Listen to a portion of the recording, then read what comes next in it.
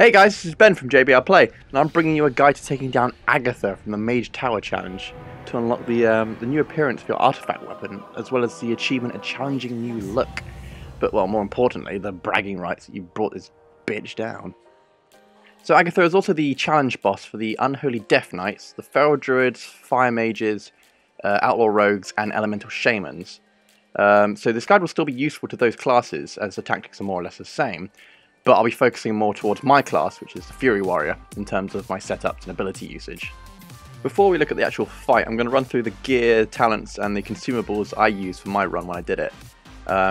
So for the gear, in terms of legendaries, I used the belt and Kil'Jaden's Burning Wish, because, well, I don't have the greatest options when it comes to legendaries. I've got those two, I've got the boots, I've got the ring, and I've got the shoulders. So I went with the belt for the extra cleave on all the minions, which is fantastic. And Kil'Jaden's has pretty much a stat stick, but also that extra burst AoE damage if I need it.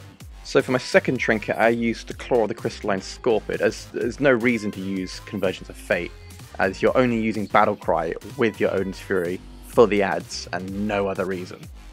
Again, I'm not going to use Draft of Souls. I tried that before. It's great for bursting through her Absorb shield, but the problem is you get stuck, because obviously when you use it, you're locked in place, and you've got these boulders flying at you all the time. So if you use it at the wrong point, well, you're in trouble. As for the rest of my gear, I put on my tier 19 4 set, and then as much leech as I could possibly get, because I don't have any of the survival legendaries, which they're not essential for this fight, but they do really help. So I had my braces and my gloves that had leech on, which gave me that little percentage, but every little really does help in this fight. For my talents, I went with War Machine, as you're killing ads all the time, so it's got high uptime. I went with Shockwave for interrupting the cast from the Imp servants. Wrecking Ball for more cleave. Avatar is viable for this, as you get a lot more burst if you couple it with Battle Cry when you're using Odin's Fury, but I prefer just the cleave for bringing down the ads faster. Furious Charge on the next layer for the bonus healing. Again, I don't have any legendaries for healing, so this is very useful for me. You can put double time with this instead of Shockwave for, 2 charges of heals, but I just wanted the stun myself, so I guess that's a personal choice. And then the last 3 are just the usual cookie cutter choice. You got your Frothing Berserker, Inner Rage, and Reckless Abandon.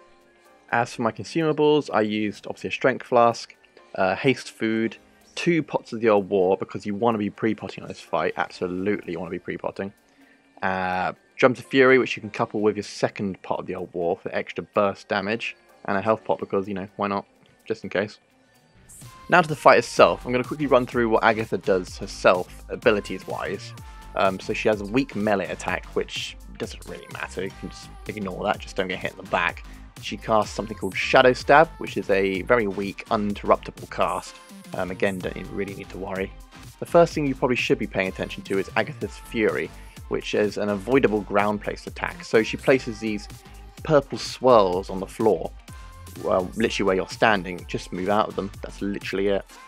And then her ability that you really need to pay attention to, which is very high priority, is her Dark Fury. When she hits 100% energy, she'll put this purple shield around herself, which is an absorb shield. I think it absorbs about 4 million damage, roughly. And what you have to do is you're meant to interrupt her cast. Her cast will be doing a threatening amount of damage to you, and it'll be adding a stacking buff to Agatha, which increases the damage it does. So what you need to do is break through the shield, and then use your interrupt to interrupt that channel. One last thing to note about Agatha herself is throughout the fight she'll gain this stacking buff called Agatha's Vengeance. It seemed to be whenever a Fuming Imp dies, or just generally periodically, she would get a stack of this buff. And what it does is for every 1 stack, she gains 3% increased damage overall. So what this basically is just a soft enrage. So to start the fight, want to pre-pot your Old War, charge in, and then straight off the bat we are introduced to the first set of Imps. These are the Smouldering Imps. The only thing they really do is, once they spawn, they start casting Firebolt, which is uninterruptible, and they will keep repeatedly casting the same ability over and over and over until they are killed. For each Firebolt they get off, this adds a stacking buff to them, which increases the damage of the next cast of Firebolt. So once you've charged in, you want to Battle Cry straight away, get a Rampage off on Agatha, and then you want to AoE these ads down using your Odin's Fury, any Wrecking Ball procs, then finish them off with some Whirlwinds. because what you want is as much alone time now with Agatha as possible. Next to play we get these Imp Servants. They will always spawn in pairs and they will make a beeline direct to Agatha. Once they reach her, they'll start to channel this ability called Funnel Energy, which will heal Agatha as it channels. It is completely interruptible and should be interrupted as often as possible. But it is very important to keep an eye on Agatha's NG levels, because if she is about to hit 100% energy, you need to save that interrupt for Dark Fury, because that is a lot worse than her just being healed. So before dealing with the servants, you want to deal with this happy chap. This is your first Fuming Imp. So what the Fuming Imp does, it will spawn very close to Agatha, and it will chase the player until it makes contact with you. Once it's made contact, it will begin casting Plague Zone. When it finishes casting, it will explode, leaving a green puddle on the ground. The puddle deals low damage, but it will slow you. It doesn't really matter so much at this point in the fight, but when the boulders come in, it's a game changer. These puddles are permanent and will remain for the rest of the fight, so you want to make sure you're placing them somewhere sensible, and stacking them up as often as possible. So when we're in the middle of the room here, I like to stack them to the right hand side and keep them there for this phase. I stand just off to the side, I let the imp come to me, and then I run through him to make contact, which then sets off the Plague Zone. Once the Fuming Imp starts casting, you can go deal with the servants. So you want to rush over, interrupt one, and you want to shockwave the other, so you can group them up. And then you can make the most of your legendary belt if you're using it, to hit all three of these targets at once and get those extra hits of Whirlwind. But make sure you're finishing off the servants before you go back to focusing Agatha.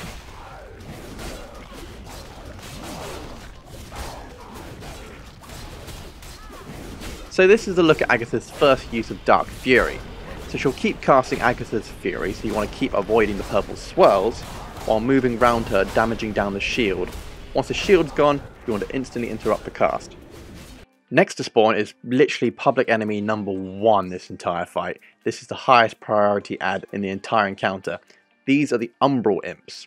What they do is they cast Shadow Bolts, which don't really even matter. I mean, they do very low damage. Who cares? They translocate, where they teleport to a new location close to Agatha. But their main mechanic, which makes them an absolute bastard, is they make Agatha completely immune to damage. Complete immunity while they are alive. So as soon as you see these things spawn, you want to have your battle cry and your own fury ready to go, which you should. If you're only using it for these, you will always have it ready for that, which is why you never ever want to use it apart from this part of the fight. So when they spawn, preferably you gotta try and get straight to them and pop these things quick, because if they translocate funny, it can really mess it up for you and you could miss. It's not the end of the world, it just makes it a lot harder. In terms of priority of killing imps, you want to prioritize the Umbral, then you want to take down the Smouldering, and then the Servants, while also always paying attention to where the Fuming is. In terms of priority, it's kind of confusing with them, because I mean you're not killing them really, you just want to position them.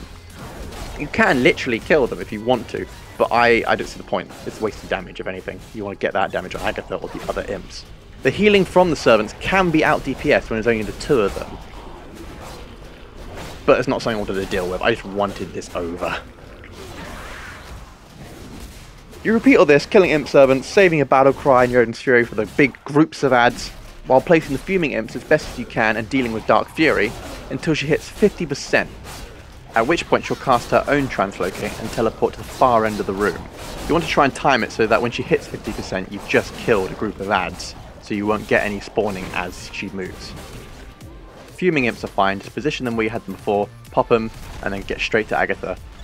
You also want to keep a close eye on Agatha. For example here, Imp Servant spawned, but she's casting Dark Fury, so priority number 1 is Dark Fury every single time. You want to get on that, then deal with the servants. What you might also have noticed is that my best friends have started spawning now she's teleported. These green boulders are horrible little shits. Basically they will spawn at this end of the room, always from this end of the room, and go straight through to the entrance. If you're hit by one of these, it is almost always an insta-kill. If it's not, you'll be knocked down to very low health and also stunned. These are the main reason why the Fuming Imp puddles are important to place right, because if you get caught in a puddle and a boulder's coming at you, it makes things 10 times harder just to get out of the way. These boulders were my #1 problem. Another new mechanic are these green swirls which now appear, as well as the purple ones. So the green ones, they'll leave a puddle of green lava on the ground, which doesn't do a horrendous amount of damage, but it's not worth standing in if you can avoid it. For example, if walking in one means you're avoiding a boulder, absolutely walk in one, that's fine. Every give or take 10% health, Agatha will teleport again, this time not back to the middle, but to the entrance where we came in. And she will literally bounce between this position now and that position every roughly 10% health.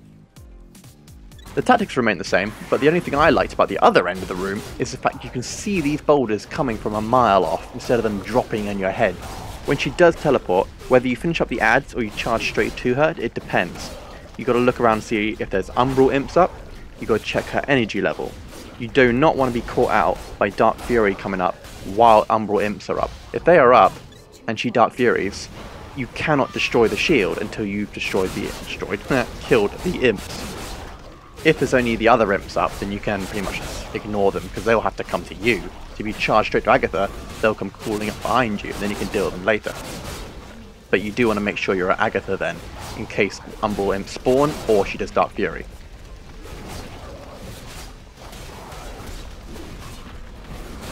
When you use the second Old War pot and your Drums of Fury, it's pretty much depending on how the fight's going. For example, I put mine here because I see she is just about to hit 20% and I want to knock her into the execute range so I can start executing her down. I also get very lucky and she Dark Furies, which means I can bring that shield down even faster and then carry on DPSing her down before the servants have a chance to get to her. And then with another stroke of luck, all the ads then spawn just at the end of my Old War pot while Drums is still up, so I'm able to rip them down with that last extra burst. So at the end here, she teleports one last time. I see there are no ads around, so I make my way to her as fast as possible. These two imps here spawn, and instead of dealing with them straight away, I see her health is very low. At this point, I just want her dead so badly. So I use Piercing Howl to keep these servants back, so I can get as much damage in before they start healing her. And with my poor little heart pumping out of its chest, she pops this last Dark Fury at 1.3%, and I made just a quick split-second decision to use my Battle Cry and Odin's Fury now. Now, this could have gone horrendously wrong. If I wasn't able to bring this shield down with this window, and she popped umbral imps, that could have caused a lot of issues, because I wouldn't have my massive burst to bring them down with. I would have had Battle Cry still, and some cleave from my whirlwind, but without Odin's Fury it would have made life a lot harder, and I could have taken a boulder to the face and it would be over at 1%. But no, I was able to get through that shield and give that last hit, and she goes down. So that is the Agatha fight. The best advice I can give is just to stay as focused as possible, sticking to the tactics. You've got to keep those ads managed, and always save Battle Cry and Odin's Fury for the ads, unless you can get it down with it. That's the only exception. I've heard a lot of people say before that it's very gear dependent and it's impossible without the survival legendaries, which I fully believe when I started it, but it really isn't. It's just practicing it, learning how the mechanics work, keeping on top of the ads. I'll warn you now, bullshit can happen on this fight. For example, when she casts Dark Fury, as a melee, Agatha can block your interrupt, because she turns with you. You can't interrupt her from behind.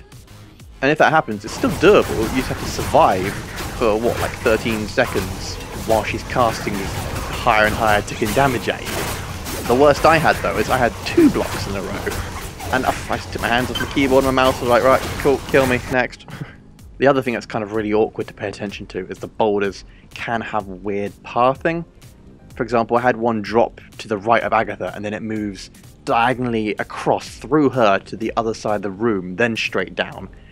Because the problem is when they hit the ground, they just start rolling on the spot, so you can't really tell where they're going. You just assume they're going in a straight line. So always keep an eye on that just in case. And their hitboxes are a little bigger than they look, which I found being skimmed by one. I watched it back and there's no way that hit me. But whatever, I mean, you know, there's no point in arguing because you're dead. So guys, I really hope this video helps you out killing that biatch. And if you have any questions or tips of your own, please feel free to leave them in the comments, and I'll do my very best to answer them. But until next time, I wish you the best of luck, and I will speak to you all later.